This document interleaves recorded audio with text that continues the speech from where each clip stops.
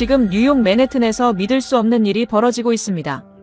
부대찌개가 미국을 점령한 겁니다. 한 식당 앞에 미국인들이 줄을 섰어요.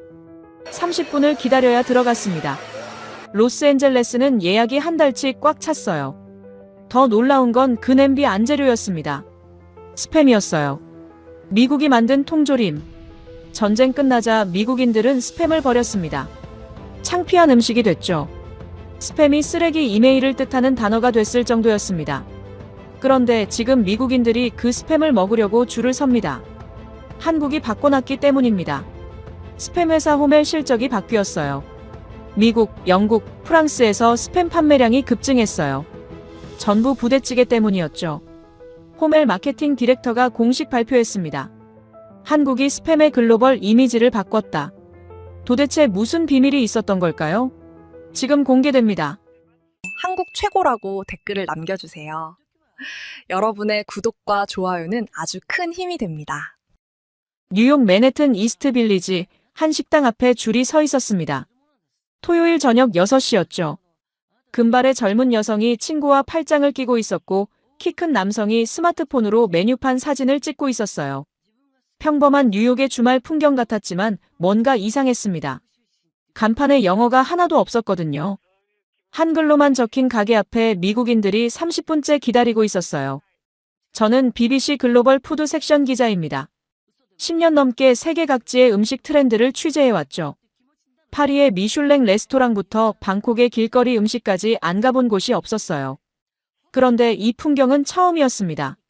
미국 한복판에서 미국인들이 한국 음식을 먹으려고 줄을 서 있다니. 문이 열리고 손님들이 들어가기 시작했어요. 저도 따라 들어갔습니다. 테이블마다 커다란 냄비가 보글보글 끓고 있었죠. 빨간 국물이 부글거리고 김이 모락모락 올라왔어요. 냄비 안을 들여다보는 순간 저는 얼어붙었습니다. 스팸이었어요. 네모난 분홍색 고기가 냄비 한가운데 떠 있었습니다. 소시지도 보였고 치즈도 있었어요. 라면 사리가 국물에 잠겨 있었고 김치가 옆에 놓여 있었죠. 미국인 손님이 젓가락으로 스팸을 집어 입에 넣었습니다. 눈을 감더니 고개를 끄덕였어요. 옆 테이블 여성은 스마트폰을 꺼내 냄비 사진을 찍었죠. 저는 믿을 수가 없었습니다. 스팸을 먹고 있다니. 그것도 줄 서서 기다려 먹고 있다니. 어릴 때 일이 떠올랐어요. 9살쯤 됐을 겁니다. 부엌 찬장에서 파란색 캔을 꺼냈죠. 어머니가 황급히 제 손에서 캔을 빼앗았어요. 그걸 먹으면 안 된다고 했습니다. 가난한 사람들이나 먹는 거라고 했죠. 학교 급식에서도 스팸은 나오지 않았어요. 동네 슈퍼마켓 진열대 맨 아래 칸에 먼지 쌓인 채 놓여 있었습니다. 그게 미국에서 스팸의 위치였어요. 2차 세계대전 때 군인들이 먹던 통조림. 전쟁 끝나고도 가난한 가정에서나 사 먹던 식품. 점점 사람들 기억에서 사라지던 낡은 캔. 스팸이라는 단어 자체가 쓰레기 이메일을 뜻하는 말이 됐을 정도였죠. 그런데 지금 뉴욕 한복판에서 미국인들이 그 스팸을 먹고 있었습니다. 부끄러워하지도 않았어요. 오히려 사진을 찍고 친구들에게 추천하고 있었죠. 옆 테이블 대화가 들렸습니다.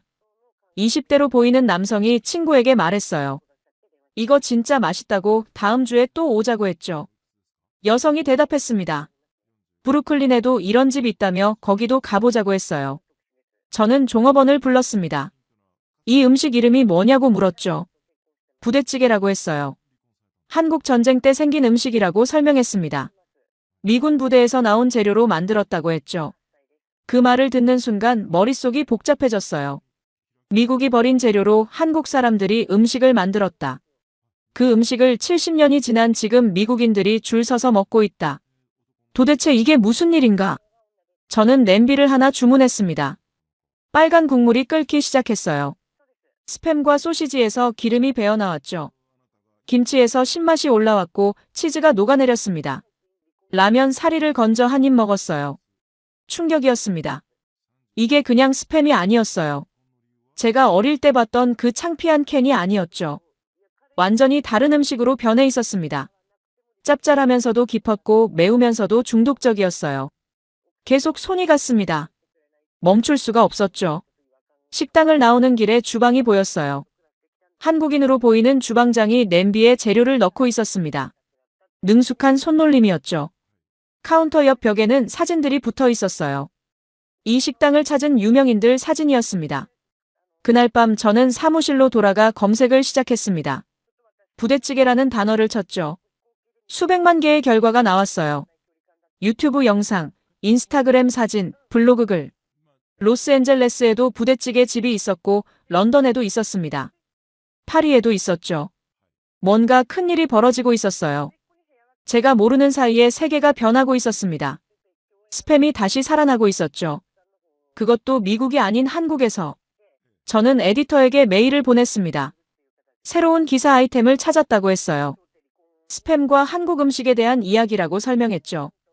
다음 날 아침 답장이 왔습니다. 흥미롭다고 파고들어보라고 했어요. 그렇게 추적이 시작됐습니다. 호멜 푸드 코퍼레이션. 스팸을 만드는 회사였습니다. 미네소타주 오스틴에 본사가 있었죠.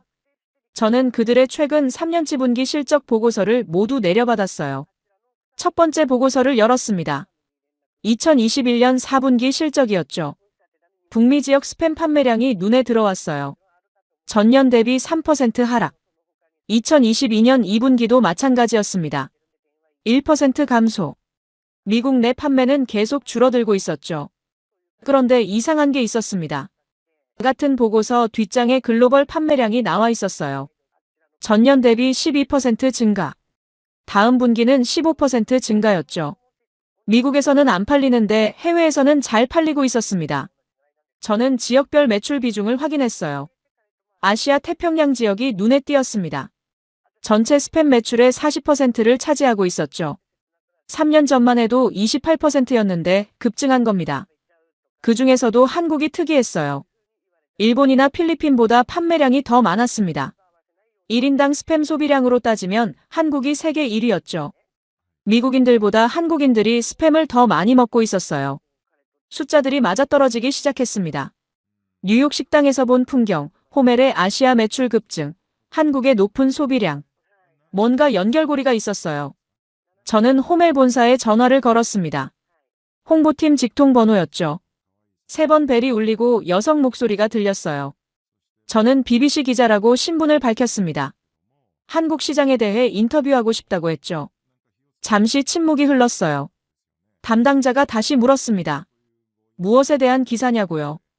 부대찌개와 스팸의 관계라고 대답했죠. 상대방이 말했습니다. 죄송하지만 지금은 코멘트할 수 없다고. 필요하면 공식 보도자료를 보내주겠다고 했어요.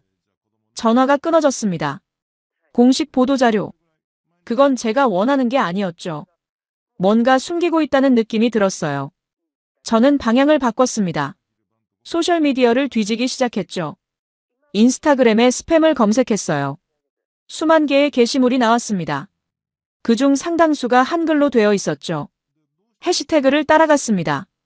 부대찌개, 부찌, 스팸 요리. 클릭할 때마다 새로운 사진들이 쏟아졌어요. 빨간 냄비, 끓는 국물, 행복한 얼굴들. 댓글도 수백 개씩 달려 있었죠. 유튜브로 넘어갔습니다. 부대찌개를 검색했어요. 첫 번째 영상이 눈에 들어왔죠. 조회수 300만 회. 미국인 셰프가 부대찌개를 만드는 영상이었습니다. 그는 스팸을 얇게 썰면서 말했어요. 이렇게 해야 더 맛있다고. 국물에 녹아들면 환상이라고 했죠. 두 번째 영상은 조회수 500만 회였습니다. 영국인 여성이 한국 식당에서 부대찌개를 먹는 모습이었어요. 첫 입을 먹고 눈을 크게 떴습니다. 믿을 수 없다는 표정이었죠. 이게 스팸 맞냐고 물었어요. 세 번째, 네 번째, 다섯 번째. 영상마다 조회수가 수십만 회에서 수백만 회였습니다. 프랑스인, 독일인, 캐나다인. 국적도 다양했죠. 하지만 반응은 똑같았어요. 놀라움, 감탄, 중독.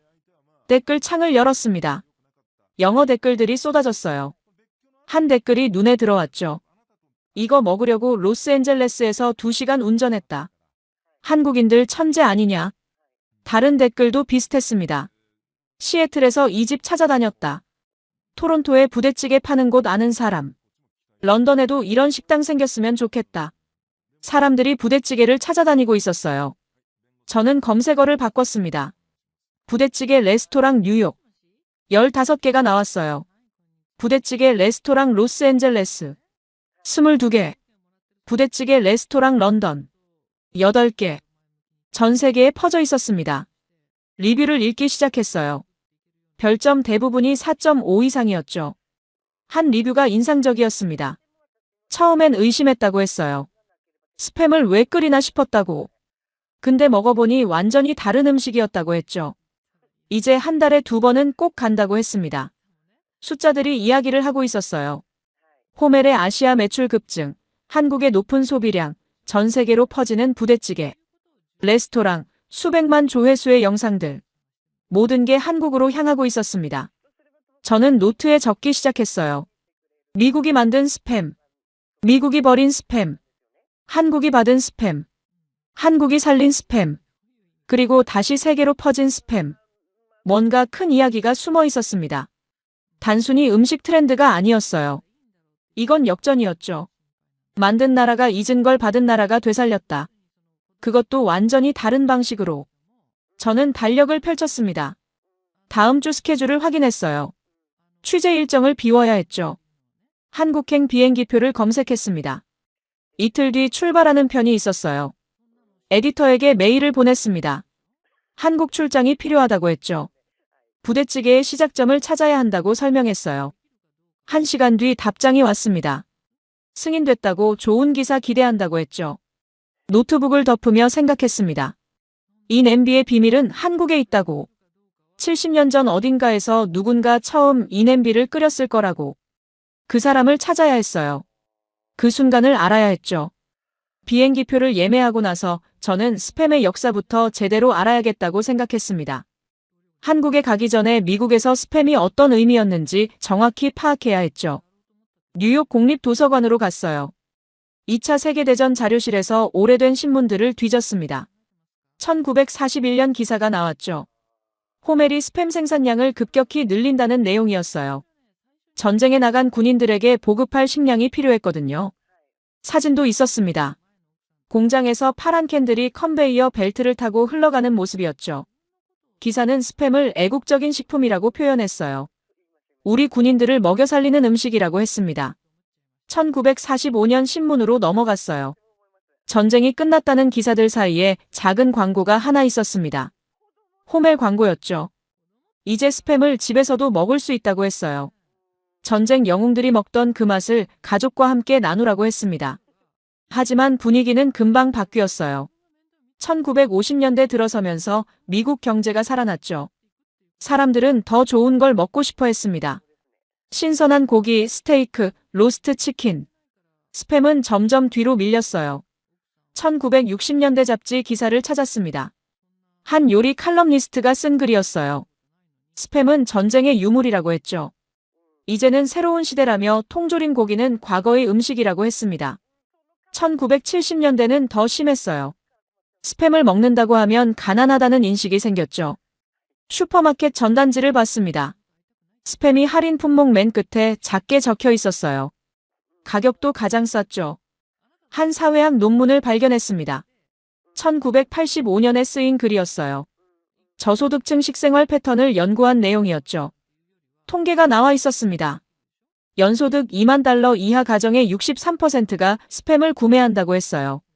반면 5만 달러 이상 가정은 7%만 구매했죠. 숫자가 명확했습니다. 스팸은 가난의 상징이 됐어요. 먹을 게 없을 때 어쩔 수 없이 사는 통조림. 부끄러워서 장바구니 맨 밑에 숨기는 식품. 1990년대 들어서는 더 재미있는 일이 벌어졌어요. 인터넷이 보급되기 시작했죠. 이메일을 쓰는 사람들이 늘어났습니다. 그리고 원치 않는 광고 메일들이 쏟아지기 시작했어요.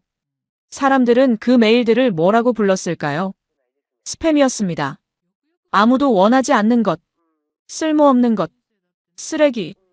그게 스팸이라는 단어의 새로운 의미가 됐죠.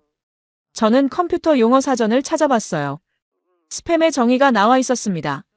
대량으로 무차별 발송되는 쓰레기 메일. 어원은 호멜의 통조림 고기 브랜드에서 유래했다고 적혀 있었죠. 아이러니했습니다. 한때 애국의 상징이었던 스팸이 이제는 쓰레기의 대명사가 됐어요. 미국인들은 스팸을 잊고 싶어 했죠. 아니, 이미 잊었는지도 몰랐어요. 도서관을 나오면서 생각했습니다. 미국이 스팸을 버린 이유를 알겠더라고요. 전쟁의 기억, 가난의 상징, 낡은 과거. 누가 그런 걸 먹고 싶겠어요. 그런데 한 가지 이상한 사실이 있었습니다. 호텔 로비로 돌아와 노트북을 열었어요. 한국 포털 사이트에 접속했죠. 한글을 못 읽어서 번역기를 돌렸습니다. 스팸 선물 세트라는 검색어를 쳤어요. 화면이 사진들로 가득 찼습니다. 고급스러운 상자에 담긴 스팸 캔들이었죠. 리본이 달려 있었고 포장도 화려했어요. 가격을 봤습니다. 5만원, 7만원, 10만원. 미국 돈으로 40달러에서 80달러였어요. 스팸캔 8개에 80달러라니. 미국 슈퍼마켓에서는 한 캔에 3달러도 안 하는데 말이죠. 리뷰를 읽었습니다. 번역기가 돌아갔어요. 추석 선물로 최고예요. 시부모님께 드렸더니 좋아하셨어요. 명절 때마다 이거 삽니다. 고급스럽고 실용적이에요. 놀라웠습니다. 미국에서 잊힌 캔이 한국에선 명절 선물이 됐어요. 그것도 비싼 돈을 주고 사는 선물이었죠. 쇼핑몰 사이트를 더 뒤졌어요. 스팸 선물 세트 종류가 수십 가지였습니다. 스팸만 있는 것도 있었고 참치랑 섞인 것도 있었죠. 올리브유랑 세트로 된 것도 있었어요. 하나같이 포장이 화려했습니다. 한 제품 설명을 읽었어요. 프리미엄 스팸 선물 세트. 소중한 분께 마음을 전하세요. 믿을 수 있는 브랜드, 특별한 선물. 만든 나라에서조차 잊혔는데 받은 나라에서 이렇게 대접받고 있다니. 두 나라의 간격이 느껴졌습니다. 같은 캔인데 운명이 정반대였어요. 미국에선 과거로 사라졌지만 한국에선 현재 진행형이었죠. 미국에선 아무도 찾지 않았지만 한국에선 명절마다 선물했어요. 왜 이렇게 됐을까? 70년 전 한국에서 무슨 일이 있었길래 똑같은 캔이 이렇게 다른 의미를 가지게 된 걸까? 한국 사람들은 스팸에서 뭘 본 걸까? 그리고 더 중요한 질문이 떠올랐습니다. 한국은 어떻게 스팸을 이렇게 바꿔놨을까? 단순히 많이 먹는 게 아니었어요. 완전히 다르게 만들었죠. 미국인들조차 몰랐던 스팸의 가능성을 한국인들이 발견한 겁니다. 부대찌개가 그 답을 갖고 있을 거라고 직감했습니다. 그 냄비 안에 비밀이 있을 거예요. 미국이 알아보지 못한 가치를 한국이 어떻게 찾아냈는지, 그리고 그걸 어떻게 세계로 다시 보냈는지 짐을 싸며 생각했어요.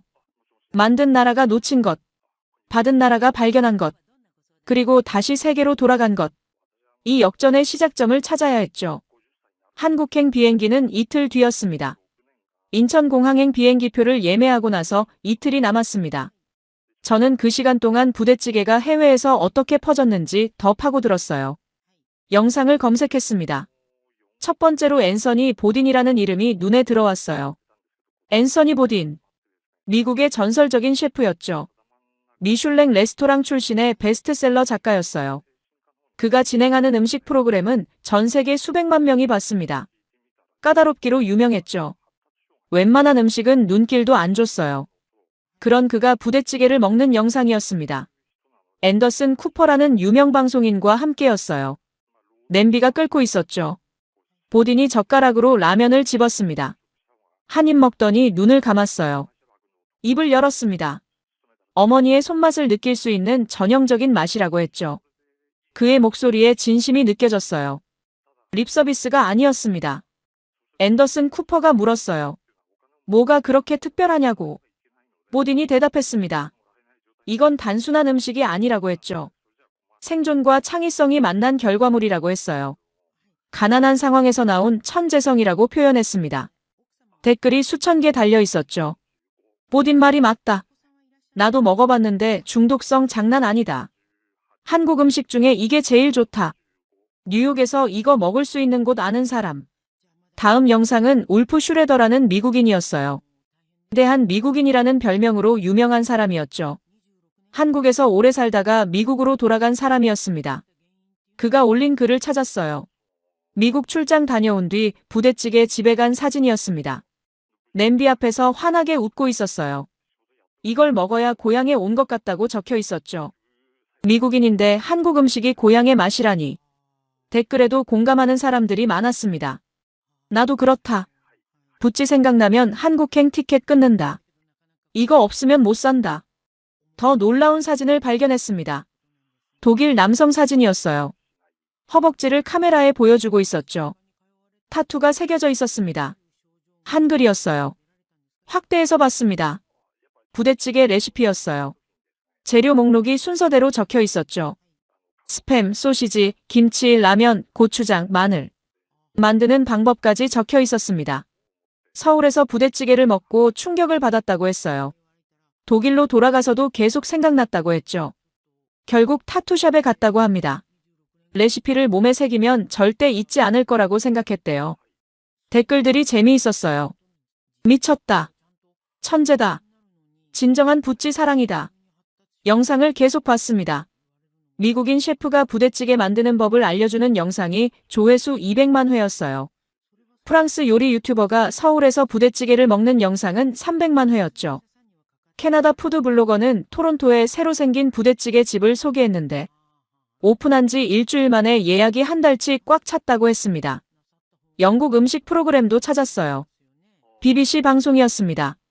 런던에 한국 음식이 뜨고 있다는 내용이었죠. 부대찌개가 메인으로 나왔어요. 영국인 셰프가 직접 만들어 봤습니다. 첫 입을 먹고 놀라더니 말했어요. 이게 왜 진작 영국에 안 들어왔는지 모르겠다고. 레스토랑 리뷰 사이트를 열었습니다. 뉴욕 부대찌개 레스토랑은 별점 5점 만점에 4.7이었죠. 리뷰가 600개 넘게 달려 있었어요. 한 리뷰가 인상적이었습니다. 20대 미국 여성이 쓴 글이었어요. 처음엔 스팸 보고 놀랐다고 했습니다. 할머니 집에서나 봤던 캔인데 레스토랑에서 나온다니 의아했대요. 근데 먹어보니 완전히 다른 음식이었다고 했죠. 이제 한 달에 3번은 온다고 했습니다. 다른 리뷰도 비슷했어요. 친구들이랑 왔다가 전부 중독됐다. 딸이 자꾸 가자고 조른다. 20년 만에 스팸을 먹어봤는데 이런 맛인 줄 몰랐다. 로스앤젤레스, 시애틀, 시카고, 보스턴. 미국 주요 도시마다 부대찌개 집이 있었고 반응은 전부 똑같았습니다. 인터넷에 올라온 사진들을 봤어요. 백인, 흑인, 히스패닉, 아시안. 인종도 다양했습니다. 나이도 다양했죠. 10대부터 60대까지. 한 가지 공통점이 있었습니다. 전부 행복한 표정이었어요. 냄비 앞에서 웃고 있었죠. 젓가락을 들고 김이 모락모락 올라오는 냄비를 찍고 있었습니다. 영상마다 패턴이 보였어요. 처음엔 의심하다가 한 입 먹고 놀라고 결국 중독되는 과정. 특히 스팸에 대한 반응이 재미있었습니다. 이게 그 스팸 맞냐고 물어보는 사람들이 많았죠. 완전히 다른 맛이라고 했어요. 미국 음식 잡지 기사도 찾았습니다. 2023년에 쓰인 글이었어요. 제목이 인상적이었죠. 스팸이 힙해졌다. 기사를 읽었습니다. 젊은 세대 사이에서 스팸이 재평가받고 있다는 내용이었어요. 특히 한국 음식 붐이 큰 영향을 줬다고 했죠. 부대찌개 덕분에 스팸이 쿨한 재료가 됐다고 했습니다. 브루클린의 한 레스토랑 셰프 인터뷰가 실려 있었어요. 이제 스팸을 메뉴에 올리는 게 부끄럽지 않다고 했습니다. 오히려 트렌디하다고 했죠. 손님들이 좋아한다고 했어요. 노트북을 덮으며 깨달았습니다. 이건 단순한 음식 유행이 아니었어요. 스팸의 부활이었죠. 미국이 잊은 캔이 한국을 거쳐 다시 미국으로 돌아온 겁니다. 그것도 완전히 다른 모습으로요. 앤서니 보딘, 울프 슈레더, 독일 남성, 수백만 조회수, 전 세계 레스토랑. 모두 한국의 부대찌개를 이야기하고 있었어요. 스팸의 역사를 다시 쓴 건 한국이었습니다. 인천공항에 내렸습니다. 2월 말이었지만 서울은 여전히 쌀쌀했어요. 택시를 타고 의정부로 향했죠. 운전기사에게 부대찌개 거리로 가달라고 했습니다. 기사가 웃으며 말했어요. 외국인이 부대찌개 먹으러 왔냐고 물었죠. 그렇다고 대답했습니다. 1시간쯤 달렸을까요? 택시가 좁은 골목으로 들어갔어요. 양쪽으로 식당 간판들이 보이기 시작했습니다. 전부 부대찌개였죠. 원조 부대찌개, 할머니 부대찌개, 의정부 부대찌개. 20개가 넘는 식당이 한거리에 모여 있었어요. 택시에서 내렸습니다. 점심시간이 막 지난 시각이었는데도 사람들이 식당 앞에 줄을 서 있었어요. 한국인만 있는 게 아니었습니다. 외국인 관광객들도 보였죠. 카메라를 들고 간판을 찍고 있었어요. 오뎅 식당을 찾았습니다. 골목 중간쯤에 있었어요. 낡은 간판이었지만 글씨가 선명했죠. 60년 넘게 이어온 식당이라고 했습니다. 문을 열고 들어갔어요. 안은 생각보다 좁았습니다. 테이블이 8개 정도 있었죠. 벽에는 오래된 사진들이 걸려 있었어요. 흑백 사진도 있었고 색이 바랜 사진도 있었습니다. 카운터에 40대쯤 돼 보이는 남성이 서 있었어요. 저는 영어로 말을 걸었습니다. BBC 기자라고 신분을 밝혔죠. 허기숙 할머니에 대해 취재하고 싶다고 했어요. 남성이 한국어로 대답했습니다. 통역 앱을 켰죠. 그가 할머니의 손자라고 했어요. 할머니는 10년 전에 돌아가셨다고 했습니다. 하지만 이야기는 해줄 수 있다고 했죠. 우리는 구석 테이블에 앉았습니다. 그가 부대찌개 한 냄비를 가져왔어요. 불을 켰죠. 국물이 보글보글 끓기 시작했습니다. 이야기가 시작됐어요. 할머니는 1939년생이었다고 했습니다. 북한 함경도에서 태어났죠. 한국 전쟁이 터졌을 때 12살이었어요. 전쟁이 시작되고 석 달쯤 지났을 때 가족과 함께 남쪽으로 피난을 내려왔다고 합니다. 걸어서 내려왔대요. 한 달이 넘게 걸렸죠. 추웠고 배고팠다고 했습니다. 할머니는 평생 그 시절을 잊지 못했다고 해요. 공포와 굶주림 속에서 걸었던 그 길을 말이죠. 의정부에 도착한 건 1950년 겨울이었습니다. 미군 부대가 근처에 있었어요. 할머니 가족은 부대 근처에 천막을 치고 살기 시작했죠. 먹고 살 방법을 찾아야 했습니다. 처음엔 할머니 어머니가 어묵을 팔았대요. 포장마차였죠. 나무 수레에 어묵을 담아 부대 앞에서 팔았습니다. 미군들이 가끔 사 먹었다고 해요. 그러던 어느 날이었습니다. 미군 한 명이 캔을 들고 왔어요. 파란색 캔이었죠. 스팸이었습니다. 소시지도 가져왔고 햄도 가져왔어요. 부대 창고에서 나온 거라고 했대요. 할머니 어머니는 처음에 어떻게 해야 할지 몰랐습니다. 그냥 구워서 팔까 생각했죠. 하지만 12살 할머니가 다른 제안을 했어요. 끓여보자고 했대요. 왜 그런 생각을 했냐고 손자가 물었었대요. 할머니가 대답했습니다. 북쪽에서 어머니가 끓여주던 찌개가 생각났다고 했죠. 배추랑 고기를 넣고 끓이던 그 맛이 그리웠다고 해요. 할머니는 큰 냄비를 가져왔습니다. 스팸을 썰어 넣었어요. 소시지도 썰어 넣었죠. 고추장을 풀었고 마늘을 넣었습니다. 김치가 있었어요. 그것도 넣었죠. 물을 붓고 끓이기 시작했습니다. 국물이 빨개지기 시작했어요. 스팸에서 기름이 나왔고 김치에서 신맛이 올라왔죠. 냄새가 퍼지기 시작했습니다. 미군들이 모여들었어요. 뭐 하냐고 물었죠. 할머니 어머니가 대답했습니다. 새로운 음식이라고 했어요. 한국식 스튜라고 설명했죠. 한 미군이 맛을 봤습니다. 눈이 커졌어요. 맛있다고 했죠. 다른 미군들도 먹어봤습니다. 반응이 좋았어요. 그날 냄비가 다 팔렸습니다. 다음 날부터 미군들이 계속 찾아왔어요. 스팸과 소시지를 가져왔죠. 할머니네 포장마차는 인기를 끌기 시작했습니다. 한국 사람들도 왔어요. 처음 보는 음식이었지만 맛있었거든요. 1960년이 됐습니다. 할머니는 21살이 됐죠. 포장마차를 접고 제대로 된 식당을 열었어요. 이름을 오뎅식당이라고 지었습니다. 처음 시작이 어묵 포장마차였으니까요. 메뉴는 하나였습니다. 부대찌개였죠. 부대에서 나온 재료로 만든 찌개라는 뜻이었어요. 사람들이 그렇게 불렀고 할머니도 그 이름을 쓰기 시작했습니다. 식당은 잘 됐어요. 손님이 계속 늘었죠. 다른 사람들도 비슷한 식당을 열기 시작했습니다. 하나 둘 늘어나더니 20개가 넘는 식당이 생겼어요. 거리 전체가 부대찌개 거리가 됐습니다. 손자가 말했어요. 할머니는 자랑스러워했다고 했습니다. 굶주림 속에서 만든 음식이 이렇게 많은 사람들에게 사랑받는다는 게 신기했다고 하더래요. 특히 외국인들이 찾아올 때마다 기뻐하셨대요. 벽에 걸린 사진들을 가리켰습니다. 할머니가 젊었을 때 사진이 있었어요. 포장마차 앞에 서 있는 모습이었죠. 옆에는 냄비가 보였습니다. 그 냄비에서 모든 게 시작됐어요. 저는 끓고 있는 부대찌개를 봤습니다. 빨간 국물, 스팸, 소시지, 김치, 라면. 뉴욕에서 봤던 그 냄비와 똑같았어요. 70년이 지났지만 변하지 않은 맛이었죠. 라면을 한 젓가락 집어 먹었습니다. 뉴욕에서 먹었던 그 맛이었어요. 로스앤젤레스 식당에서, 런던 레스토랑에서 먹었던 그 맛. 모든 게 이 냄비에서 시작됐습니다. 12살 소녀가 끓인 냄비 하나. 그게 70년을 지나 전 세계로 퍼져나간 겁니다. 뉴욕에서 제가 봤던 줄 선 사람들, 앤서니 보딘의 극찬, 독일 남성의 타투, 수백만 조회수의 영상들. 모든 것의 시작이 여기 의정부 포장마차였어요. 손자에게 물었습니다. 할머니가 이 음식이 세계로 퍼질 거라고 상상했냐고. 손자가 웃으며 고개를 저었어요. 전혀 몰랐다고 했습니다. 그냥 배고픈 사람들 배불리 먹이고 싶었을 뿐이라고 하더래요. 식당을 나오면서 뒤를 돌아봤습니다. 낡은 간판, 좁은 식당, 빨간 냄비. 여기서 시작된 이야기가 지금 전 세계를 움직이고 있었어요. 스팸의 역사를 다시 쓴 건 이 작은 포장마차였습니다. 손자가 냄비를 다시 가리켰습니다. 재료를 하나씩 설명해 주겠다고 했어요. 저는 노트를 꺼냈죠. 이 냄비의 비밀을 제대로 파악하고 싶었습니다. 첫 번째는 스팸이었어요. 미국에서 온 재료였죠.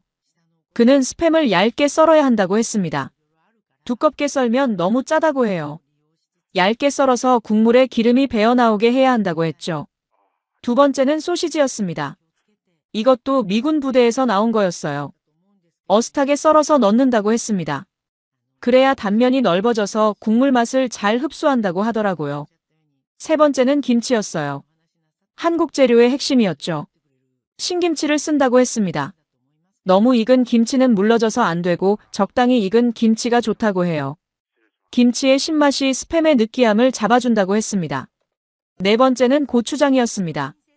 이것도 한국 양념이었죠. 고추장을 풀면 국물이 빨개진다고 했어요. 매운맛과 단맛이 동시에 나온다고 했습니다.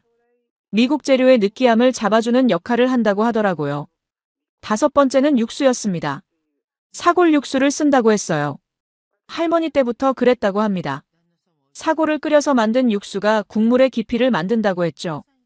단순히 물로 끓이는 게 아니었습니다. 여섯 번째는 라면이었어요. 이건 나중에 추가된 재료라고 했습니다. 60년대 후반부터 넣기 시작했대요. 라면 사리가 국물을 흡수하면서 맛이 배가 된다고 했죠. 일곱 번째는 치즈였습니다. 이것도 미국에서 온 재료였어요. 냄비 위에 올려서 녹인다고 했습니다. 치즈가 녹으면서 고소함이 더해진다고 하더라고요. 여덟 번째는 떡이었습니다. 한국 가래떡을 쓴다고 했어요. 쫄깃한 식감을 더해준다고 했죠. 저는 재료 목록을 다시 봤습니다. 미국 재료가 셋이었어요. 스팸, 소시지, 치즈. 한국 재료가 다섯이었죠. 김치, 고추장, 사골 육수, 라면, 떡. 그런데 이상한 게 있었습니다. 이 재료들은 원래 함께 있으면 안 되는 것들이었어요. 스팸이랑 김치를 같이 먹는다는 발상 자체가 미국인들한테는 이상한 거였죠. 고추장에 치즈를 섞는다는 것도 말이 안 됐습니다. 손자에게 물었어요. 왜 이 조합이 맛있냐고. 그가 웃으며 대답했습니다. 균형이라고 했어요.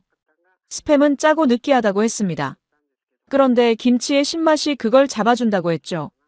고추장의 매운맛이 느끼함을 날려버린다고 했어요. 사골 육수의 깊은 맛이 전체를 하나로 묶어준다고 했습니다. 치즈는 고소하지만 단조롭다고 했어요. 그런데 고추장의 얼얼한 맛이 치즈에 변화를 준다고 했죠. 라면은 국물을 흡수하면서 모든 맛을 담아낸다고 했습니다. 결국 서로 상반된 재료들이 서로를 보완한다는 거였어요. 미국 재료의 약점을 한국 재료가 잡아주고 한국 재료의 약점을 미국 재료가 메워주는 거였죠. 저는 젓가락을 들었습니다. 스팸을 하나 집었어요. 입에 넣었죠. 짠맛이 먼저 왔습니다. 그 다음 김치를 한 조각 먹었어요. 신맛이 입안을 씻어냈습니다. 그리고 국물을 한 숟갈 떠먹었어요. 매콤하고 깊은 맛이 입안에 퍼졌죠. 라면을 건졌습니다. 빨간 국물이 면에 잔뜩 묻어 있었어요. 한 입 먹었죠. 스팸의 기름기, 김치의 신맛, 고추장의 매운맛, 육수의 깊은 맛이 전부 면에 스며들어 있었습니다. 이게 한 입에 들어왔어요. 쌀밥을 한 숟갈 떴습니다. 건더기를 듬뿍 올렸어요. 스팸, 소시지, 김치, 떡. 국물을 살짝 끼얹었죠. 한 입 먹었습니다. 이해가 됐어요. 뉴욕에서 미국인들이 왜 줄을 섰는지, 앤서니 보딘이 왜 어머니 손맛이라고 했는지, 독일 남성이 왜 허벅지에 레시피를 새겼는지, 전 세계 사람들이 왜 이 음식에 미쳤는지. 이건 단순히 재료를 섞은 게 아니었습니다. 서로 어울릴 것 같지 않은 것들을 완벽하게 조화시킨 거였어요. 미국이 버린 재료에 한국의 양념과 육수를 만났을 때 완전히 새로운 음식이 탄생한 겁니다. 손자가 말했습니다. 할머니가 자주 하던 말씀이 있다고 했어요. 없는 게 많으면 있는 걸로 새로운 걸 만들어야 한다고 하셨대요. 그게 살아남는 방법이라고 했다고 합니다. 12살 소녀는 배가 고팠어요. 가족을 먹여 살려야 했죠. 미군이 준 스팸과 소시지가 있었고 집에 김치와 고추장이 있었습니다. 어울리지 않는 재료들이었어요. 하지만 굶을 수는 없었죠.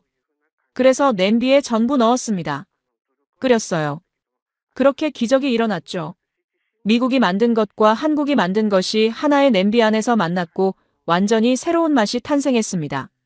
저는 또 한 입 먹었어요. 치즈가 녹아 국물에 섞였습니다. 고추장의 매운맛과 치즈의 고소함이 입안에서 섞였죠. 이상하게 어울렸어요. 어울릴 리 없는 조합인데 완벽했습니다. 냄비를 바라봤습니다. 여기 답이 있었어요. 왜 스팸이 한국에서 다시 살아났는지, 왜 미국인들이 이제 스팸을 다시 찾는지, 왜 전 세계에 부대찌개 레스토랑이 생기는지. 한국이 스팸을 그냥 먹지 않았기 때문입니다. 새롭게 만들었어요. 김치와 고추장으로 느끼함을 잡았고 사골 육수로 깊이를 더했죠. 미국이 알아보지 못한 스팸의 가능성을 한국이 발견한 겁니다. 그리고 그 가능성은 냄비 하나에서 증명됐어요. 동양과 서양이 한 냄비 안에서 만났고 전쟁의 고통이 맛으로 승화됐죠. 가난이 창의성이 됐고 생존이 예술이 됐습니다. 마지막 한 숟갈을 떠먹었어요. 국물이 거의 다 줄어들었습니다. 진하고 깊은 맛이었죠. 뉴욕에서 처음 이 냄비를 봤을 때의 의문이 풀렸습니다. 미국이 만들고 버린 것, 한국이 받고 살린 것, 그리고 다시 세계로 돌아간 것. 그 모든 이야기가 이 냄비 안에 들어 있었어요. 의정부에서 돌아온 다음 날 이메일을 확인했습니다. 호멜 홍보팀에서 온 메일이 있었어요. 제목은 인터뷰 요청 재검토였죠. 담당자가 바뀐 것 같았어요. 오늘 오후 3시 통화가 가능하냐는 내용이었습니다. 정확히 3시에 전화가 왔어요. 남성 목소리였습니다. 마케팅 디렉터 데이비드라고 소개했죠. 그가 먼저 말했습니다. 솔직히 말하겠다고 했어요. 처음엔 인터뷰를 거절하려고 했다고 했죠. 민감한 주제라고 생각했대요. 스팸이 미국에서 어떤 이미지였는지 회사도 안다고 했습니다. 하지만 숫자는 거짓말을 안 한다고 했어요. 지난 10년간 글로벌 매출이 계속 올랐다고 했죠.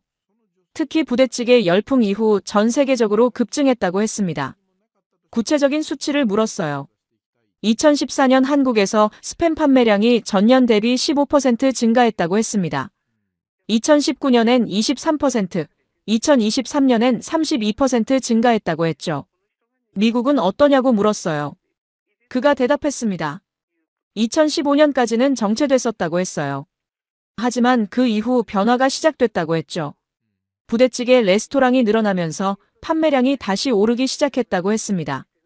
왜 그런 변화가 생겼냐고 물었습니다. 한국이 스팸을 다르게 쓰기 때문이라고 했어요. 미국인들은 스팸을 그냥 구워 먹지만 한국은 찌개에 넣고 김치랑 같이 끓인다고 했죠. 완전히 새로운 요리로 만든다고 했습니다. 부대찌개가 스팸 판매에 영향을 줬냐고 물었어요. 엄청난 영향을 줬다고 단호하게 대답했습니다. 2015년쯤부터 미국에서도 변화가 시작됐다고 했어요. 젊은 세대가 스팸을 다시 찾기 시작했다고 했죠. 시장 조사를 했대요. 결과는 한국 음식 때문이었습니다. 한인타운 식료품점에서 스팸 판매가 급증했다고 했어요. 한국 레스토랑이 늘어나면서 스팸 수요도 늘었다고 했죠. 그리고 미국인들이 그 레스토랑에 가기 시작했대요. 부대찌개를 먹어본 미국인들이 집에서도 만들기 시작했다고 했습니다. 슈퍼마켓에서 한국인이 아닌 손님들이 스팸을 집어드는 모습이 보이기 시작했다고 했죠. 소셜미디어 영향도 컸다고 했어요. 부대찌개 영상들이 수백만 조회수를 찍었고 댓글마다 스팸을 사러 가야겠다는 말이 달렸다고 했습니다. 2020년부터는 더 놀라운 일이 벌어졌대요. 미국 유명 셰프들이 메뉴에 스팸을 올리기 시작했다고 했습니다. 부대찌개를 변형한 요리들이 나왔다고 했죠. 그때부터 회사 내부에서 논의가 시작됐다고 했어요. 한국 시장을 단순히 수출 시장이 아니라 브랜드 이미지 재건의 핵심으로 봐야 한다는 결론이 났대요. 왜 그런 결론이 나왔냐고 물었습니다. 한국이 스팸의 가치를 재정의했기 때문이라고 했죠. 미국에선 스팸이 한때 과거의 음식이었다고 했어요. 전쟁 시대 유물이고 가난의 상징이었다고 했습니다. 하지만 한국에선 프리미엄 선물이고 창의적인 요리의 재료라고 했죠. 그 이미지가 역수입되고 있다고 했습니다. 미국 젊은이들이 스팸을 보는 시각이 바뀌고 있다고 했어요. 할아버지가 먹던 낡은 캔이 아니라 한국 요리에 쓰이는 힙한 재료로 인식되기 시작했다고 했습니다. 회사 공식 입장을 물었어요. 그가 천천히 말했습니다. 한국의 부대찌개 문화가 스팸의 글로벌 이미지를 바꿨다고 했어요. 이건 회사 공식 입장이라고 했죠. 우리가 만들었지만 한국이 스팸의 새로운 가능성을 발견했다고 했습니다. 만든 나라가 인정했어요. 받은 나라가 역사를 다시 썼다고 말이죠. 감사하냐고 물었습니다. 물론이라고 웃으며 대답했어요. 우리는 스팸을 그냥 통조림으로만 봤다고 했습니다. 하지만 한국 사람들은 새로운 요리를 만들었고 문화를 만들었다고 했죠. 그게 우리한테 배움이 됐다고 했어요. 제품을 만드는 것도 중요하지만 어떻게 쓰이느냐가 더 중요하다는 걸 배웠다고 했습니다. 마지막 질문을 했어요. 앞으로 계획이 뭐냐고 물었죠. 한국 시장에 더 투자할 거라고 했습니다. 부대찌개 전용 스팸도 고려하고 있다고 했어요. 전화를 끊고 창밖을 봤습니다. 챕터 1에서 봤던 그 부대찌개 식당이 생각났어요. 줄 서 있던 미국인들이 떠올랐죠. 미국이 만들고 잊은 캔. 한국이 받고 살린 맛. 그리고 다시 미국으로 돌아온 음식. 만든 회사조차 인정할 수밖에 없는 변화였습니다. 70년 전 미군이 한국에 준 캔이 지금은 한국의 창의성으로 전 세계를 먹여 살리고 있었어요. 뉴욕 사무실로 돌아왔습니다. 노트북을 열었어요. 기사를 쓸 시간이었습니다. 첫 문장을 어떻게 시작할까 고민했어요. 손가락을 키보드에 올렸습니다. 1950년 겨울, 12살 소녀가 냄비를 끓였다. 미군이 준 스팸과 집에 있던 김치를 넣었다. 그게 전부였다. 75년이 지났다. 그 냄비는 이제 뉴욕 맨해튼에서 끓고 있다. 로스앤젤레스에서, 런던에서, 파리에서 끓고 있다. 의정부 오뎅 식당이 떠올랐어요. 허기숙 할머니의 손자가 들려준 이야기. 북한에서 피난 내려온 12살 소녀. 배고픈 가족. 작은 포장마차. 타이핑이 빨라졌습니다. 스팸은 미국이 만들었다. 2차 세계대전 군인들의 식량이었다. 전쟁이 끝나자 미국인들은 스팸을 잊었다. 하지만 한국은 달랐다. 한국은 그 캔에서 가능성을 봤다. 김치와 고추장을 만나게 했다. 완전히 새로운 음식이 탄생했다. 앤서니 보딘의 얼굴이 떠올랐어요. 어머니 손맛이라고 했던 그의 말. 울프 슈레더의 글. 허벅지에 레시피를 새긴 독일 남성. 조회수 수백만 회의 영상들. 키보드를 계속 두드렸어요. 부대찌개는 역전의 이야기다. 만든 나라가 버린 것을 받은 나라가 살렸다. 호멜 푸드 마케팅 디렉터는 인정했다. 한국이 스팸의 가치를 재정의했다고. 미국 젊은이들이 이제 스팸을 다시 본다고. 숫자도 적었습니다. 2014년부터 한국 스팸 판매량이 매년 15%에서 32%씩 증가했다는 사실. 미국 내 판매는 정체됐지만 한국 덕분에 글로벌 매출은 급증했다는 것. 의정부로 다시 돌아갔습니다. 의정부에는 20개가 넘는 부대찌개 식당이 있다. 그중 하나가 오뎅 식당이다. 65년째 이어지고 있다. 할머니는 10년 전 돌아가셨지만 냄비는 여전히 끓고 있다. 핵심을 적었어요. 이건 단순한 음식이 아니다. 생존의 음식이다. 전쟁의 고통이 맛으로 승화된 음식이다. 12살 소녀는 배가 고팠다. 선택지가 많지 않았다. 하지만 포기하지 않았다. 냄비에 전부 넣고 끓였다. 그렇게 기적이 일어났다. 마지막 문장을 썼습니다. 75년 전 냄비 하나가 끓었다. 의정부 포장마차에서. 이제 그 냄비는 전 세계에서 끓고 있다. 한국의 창의성이 세계의 식탁을 바꿨다. 부대찌개는 그 증거다. 기사를 에디터에게 보냈습니다. 다음 날 좋은 기사라고 답이 왔어요. BBC 메인 페이지에 올리겠다고 했죠. 이틀 뒤 기사가 나갔습니다. 제목은 한국의 컴포트 푸드는 어떻게 세계화되었나였어요. 반응이 폭발했습니다. 댓글이 수천 개 달렸어요.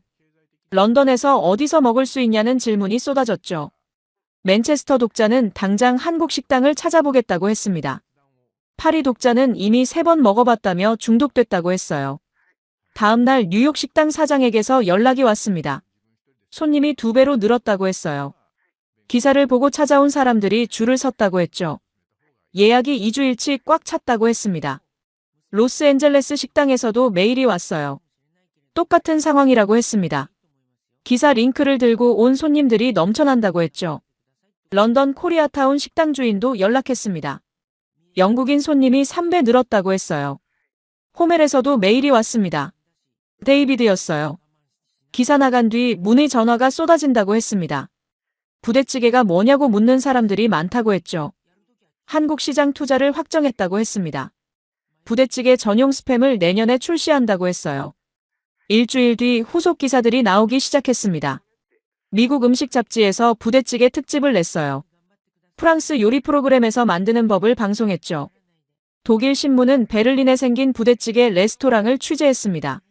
소셜미디어는 더 뜨거웠어요. 부대찌개 해시태그가 수십만 개로 늘었습니다. 사람들이 집에서 만들어 먹는 사진을 올렸어요. 처음 만들어 봤는데 성공했다는 글들이 쏟아졌죠. 한 달 뒤 통계가 나왔습니다. 영국에서 스팸 판매량이 전월 대비 40% 증가했어요. 프랑스는 35%, 독일은 28% 올랐습니다. 전부 부대찌개 때문이라고 했죠. 창밖을 봤습니다. 저 어딘가에서 지금도 부대찌개가 끓고 있을 겁니다. 뉴욕에서, 로스앤젤레스에서, 런던에서, 파리에서 사람들이 줄을 서고 있을 거예요. 그 냄비를 먹기 위해. 부대찌개는 음식 그 이상입니다. 한국인의 저력이에요. 어려운 상황에서도 포기하지 않고 새로운 것을 만들어내는 힘. 버려진 것에서 가치를 찾아내는 능력. 그게 한 냄비에 다 들어있습니다. 1950년 겨울 의정부. 12살 소녀가 처음 냄비를 끓인 그날. 그날이 스팸 역사를 바꾼 날이었어요. 세계 음식 지도를 바꾼 날이었죠. 이제 세계는 알고 있습니다. 한국의 부대찌개를. 만든 나라가 버린 것을 받은 나라가 어떻게 살렸는지를. 그리고 그 맛은 계속 퍼져나갈 겁니다. 오늘도 내일도 앞으로도.